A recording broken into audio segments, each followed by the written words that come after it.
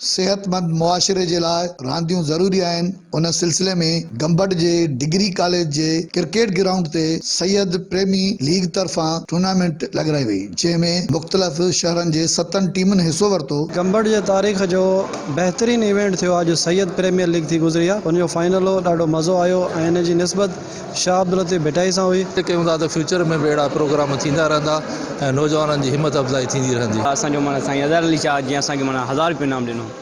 Curricular activity सां गॾोगॾु extra curricular activities बि थिए त इहो असांजे नौजवान जे लाइ हिकिड़ो सिहतमंद अमल आहे, इहो थींदो रहे। मां इन जो हामी आहियां। जस आहे साईं इरफान शाहजन खे, डिग्री कॉलेज जे प्रिंसिपल साहब खे, ऐं जेका साईं जन जी को टीम आहे लेक्चरर्स, उन्हनि इनकरेज कयो आहे नौजवाननि खे त ॿीहर स्पोर्ट्स जी तरफ़ अचनि। रांदीगरनि जो चवणु हो त सेहतमंद मुआशरे जे लाइ रांदियूं ज़रूरी आहिनि ऐं रांदियुनि खे हथी वठाए नए नस्ल खे बहितर खां बहितर सेहतमंद मुआशरो जोड़े सघिजे थो। कैमरामैन GM भट्टीअ सां गॾु हाकिम भट्टी, सिंध TV न्यूज़, गंबट।